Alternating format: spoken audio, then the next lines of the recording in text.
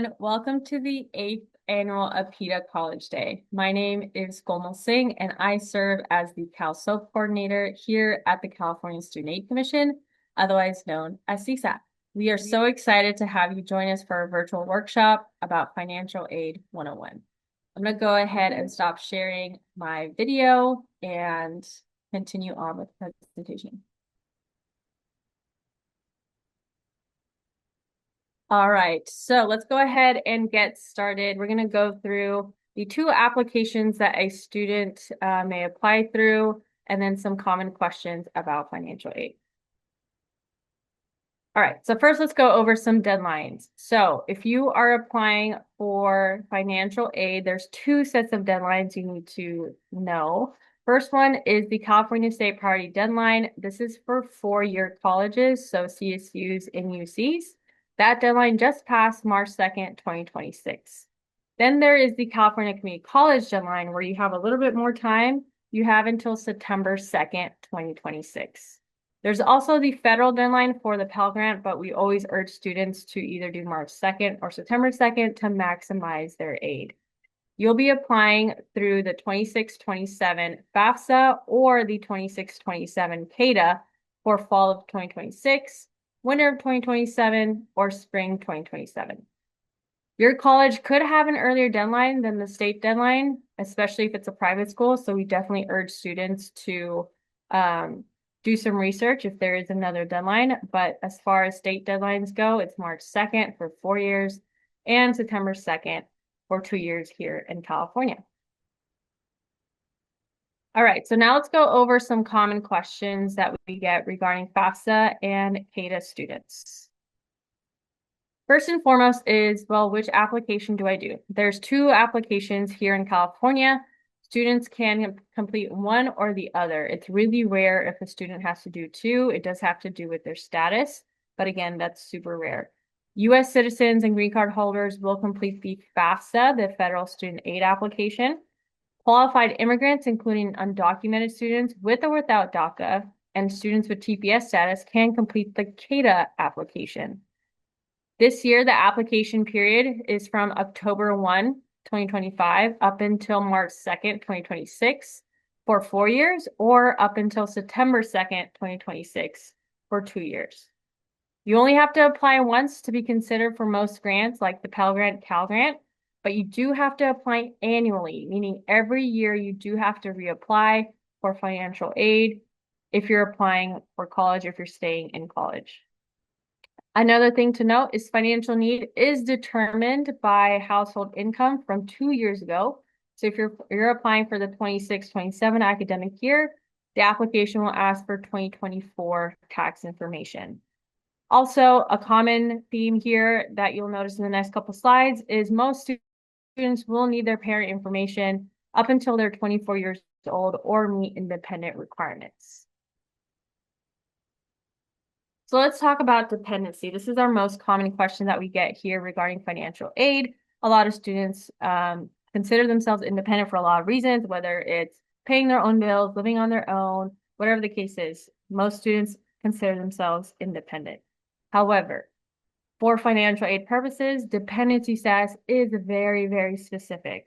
So depending on the questions that I'll show you in the next slide, what answers you put on those questions, that will determine your dependency status. So if you are dependent based on those questions, you are required to provide parent information on either the FAFSA or the CADA, depending on which application you do. Even if your parents do not claim you on your taxes, you can still be considered a dependent student. And if your parent simply refuses to provide information on the application, the student can only be eligible for an unsubsidized loan and will not be eligible for grants from the federal government or from the state of California. So here are those questions that I was talking about. So these are the questions on either the FAFSA or the CADA that will determine the student's dependency status.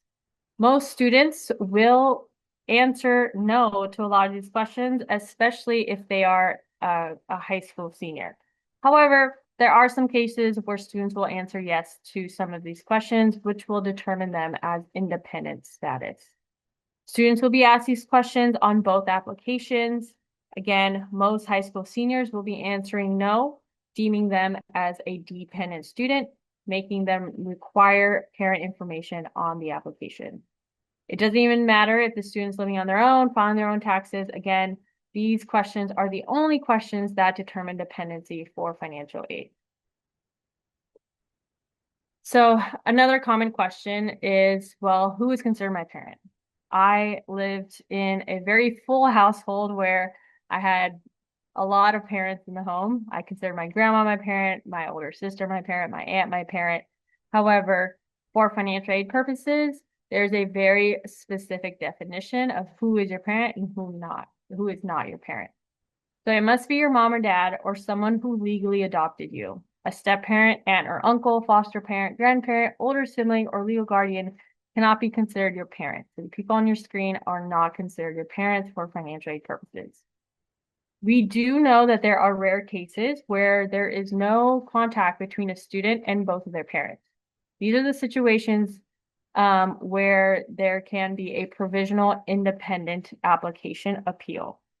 So if a student does not have contact with the parent, whether they are refugees, asylees, victims of human trafficking, or have abusive parents, they can do an independent application on a provisionary circumstance. The commission here cannot override dependency status, but the student can go to the financial aid office of the college that they're attending, and the college has the power to determine dependency override on a case-by-case basis. There's a checkbox on either application, whether you're doing the FAFSA or the CADA, that can allow them to do a provisionary independent application, but they will be required to contact the financial aid office and provide additional documentation depending on their situation. Another common question we get is, well, what if my parents live in another country and I don't live with them? Students who are under the age of 24 of their award year are most likely considered a dependent student. So they are required to provide parent information. One parent must sign your application, even if you do not live with the legal parents. Widowed step-parents, aunts, uncles, grandparents, foster parents, siblings, or legal guardians, again, are not considered your parent. So what happens when the parent is in another country? Well, the parent needs to still submit their tax information and convert them to US dollars. Again, if this is impossible because there's no contact, students should check yes for unusual circumstances on the FAFSA or CADA, and then the college or the student will follow up with the financial aid office and need to provide additional documentation. Another common question is, well, what taxes do I use for the application? Well, now we use prior tax information, meaning that's 2 years from the application year. So for 2026, you subtract 2 and you use 2024 taxes. Even if you didn't file taxes, you still have to report your income of that year. So if you did not file in 2024, you would still input 0. You do also have to authorize DDX, which is direct data exchange, where on the FAFSA, it pulls directly from the IRS to confirm your tax information or confirm that there are no taxes on file.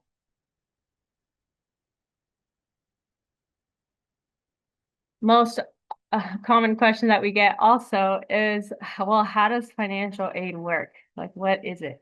A lot of times I used to work at a institution. I used to work at UC Davis. Most common question we got was, well, where's my FAFSA money? FAFSA, like I said a couple of slides ago, is just the application. The actual federal aid and state aid is what encompasses your financial aid. So here's a very high level of how financial aid works. This is you. You're in a specific financial aid situation and you're trying to attend college. College is expensive here in California, so there is financial aid here in California. You would apply through that. You would apply to financial aid either through the FAFSA or the CADA, and that will determine how much financial aid you can receive. There's 3 different types of financial aid a student can be eligible for: federal, state, and campus aid. For FAFSA filers, you're eligible for all 3 types. federal, state, and campus. If you are a CADA filer, you're eligible for state and campus aid since CADA is a state application. After you apply, a student's comprehensive aid award letter comes from the college itself. So the commission doesn't send you a letter, the government doesn't send you a letter, it's the actual college that will send you a package of what your financial aid looks like, and it's encompassing of all these different types of aid. All right, so now let's go through the different types of financial aid for students in California. So like I said a couple slides ago, there are 3 different types of aid. There are federal aid, state aid, and campus aid. For federal aid, this is for FAFSA filers. You are eligible for the federal Pell Grant. You're eligible for work study, federal student loans, the Federal Supplemental Education Opportunity Grant, otherwise known as FCOG, and also the TEACH grant. And that grant is for students who are pursuing a teacher's credential program. So it's not for bachelor's degrees, it's for master's degrees. Then there are state aid. State aid encompasses Cal Grant, which is our most common grant here in California. Students with Dependence Award, Foster Youth Access Award, Middle Class Scholarship, the Chafee Grant, and then the Dream Act Service Incentive Grant, otherwise known as DSIG. Campus aid is the campus aid varies by depending on the campus that you're attending. So whether it's a UC, CSU, or a community college. The California College Promise Grant is at the community college level, as well as the Student Success Completion Grant, the SSCG. Then there's state university grants. This is at the CSU level. And then we have the Blue and Gold Opportunity Plan, which is at the UC level. And then you have merit-based scholarships, which varies across each institution, and also local scholarships as well. There's also CalKids. So since 2023, CalKids has created accounts and set aside startup seed money for students attending low-income public schools. These accounts have funds that can be used for tuition and college expenses that can include books, supplies, computer equipment, and certain room and board costs. We definitely urge students and families to scan the QR code or go to calkids.org to claim your free money now.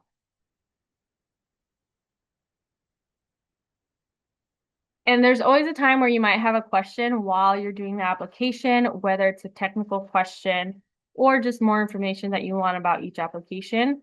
Here are the different phone lines and contact center hours for the FAFSA or the CADA. So the FAFSA, you would be calling the Federal Student Aid. Here are the contact hours. And then as far as the CADA, you'd be contacting us here at CSAC, and these are our hours as well. Last but not least, we always are offering free help. So we have a program called Cash for College, where we host webinars going over FAFSA and CADA, and also hold office hours as well if you have any specific questions where you want to hop on and share your screen. Definitely use these resources to your advantage. They're free and pretty accessible as far as timing wise as well. So we have them throughout the day and in the evening time. So definitely catch us on a webinar. Myself and other colleagues host these webinars to help students and families across the state finish their application. And then if you don't already, give us a follow on Instagram, TikTok, or Facebook. A lot of times we answer questions faster there than any other platform. So you can DM us if you have a quick question, and we're always posting regarding financial aid updates. And that is it. Thank you so much, and I hope you have a great rest of your day. Bye.